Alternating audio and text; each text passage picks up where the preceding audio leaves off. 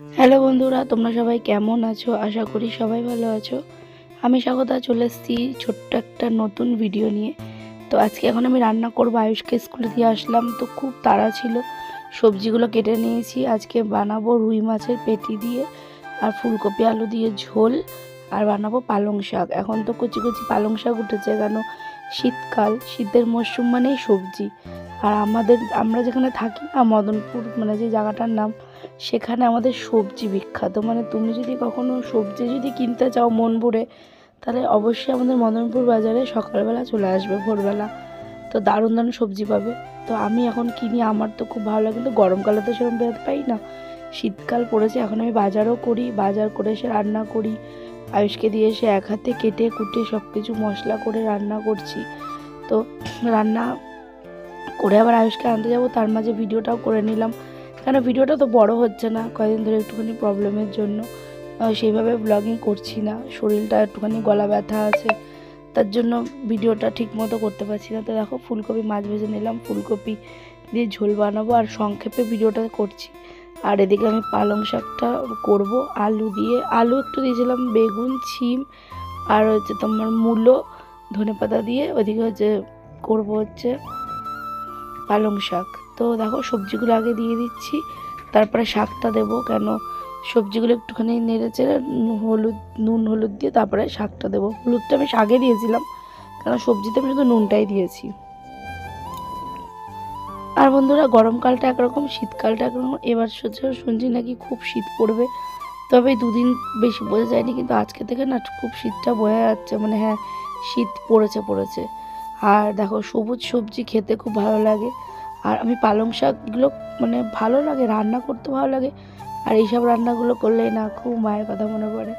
আমার মা এই পালং শাক মাছের মাথা দিয়ে রান্না করতো, এত দারুণ হতো খেতে, কি বলবো। তো ভেবেছিলাম মাছের মাথা দিয়ে করবো, কিন্তু মাছের মাথা ছিল না, তার জন্য শুধু প্লেন করেছি, একদম প্লেন, কোনো মশলা দিইনি। মানে সংক্ষেপে রান্নাটা করলাম। আর দেখো, রান্না করছি, রান্না করতে করতে মানে এতটাই তাড়াতাড়ি করে করছি, কারণ আমাকে আয়ুষকে আনতে যাওয়ার তাড়া ছিল, তার জন্য। তো দুই দিকে দেখো, দুই কড়াই বসিয়ে দিয়েছি। আর এই কড়াইটা, আগের কড়াইগুলো সব বিক্রি করে দিয়ে নতুন কড়াই নেওয়া হয়েছে। আর একটা মাত্র এই মায়ের হাতের একটা কড়াই আছে, আগের কড়াইগুলো ভেঙে গেছিলো, তো এই কড়াইটাই আছে। তো এই কড়াইটাতে অনেক স্মৃতি আছে। আর কড়াইটা এখন কালো হয়ে গেছে, অনেকটা কালো হয়ে গেল কি, পরিষ্কার, কিন্তু যেহেতু এটা অনেক বছর পুরনো কড়াই, মায়ের এই একমাত্র একটা কড়াই এখন স্মৃতি আছে। আর আগের কড়াইগুলো ডান্ডি ভেঙে গেছিলো, এমনি এক্সট্রা একটা কড়াই কেনা হয়েছে একটু বড়, কেন সব কিছু রান্না ঠান্না করার জন্য। তো বন্ধুরা, তোমাদের সাথে এই ভিডিওগুলো শেয়ার করছি। আর দেখো, রান্নার ভিডিও করতে আমার খুবই ভালো লাগে, কিন্তু একটু কষ্ট হয় বাঁ হাতে ফোন ধরে ডান হাতে। ভিডিওটা একটু ছোট ছোট এখন আসছে, কয়দিন আমি সেইভাবে ব্লগিং বানাচ্ছি না, শুধু রান্নার ভিডিওই বানাচ্ছি।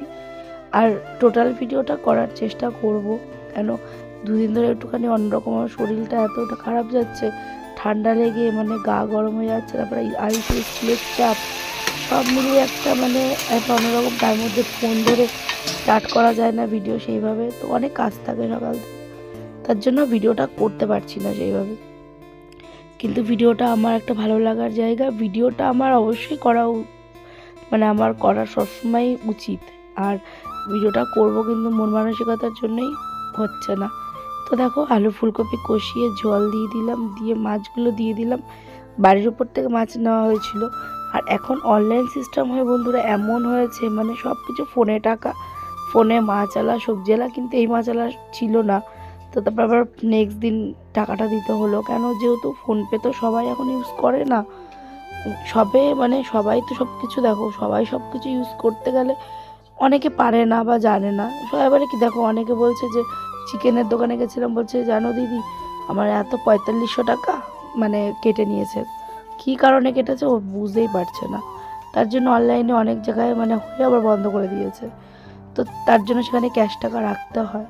তো চলো, ভিডিওটা এইটুকুনিই ছিল, কেমন হলো সবাই বলো। আর শাকটাও হয়ে গেছে, চলো টাটা, সবাই ভালো থেকো।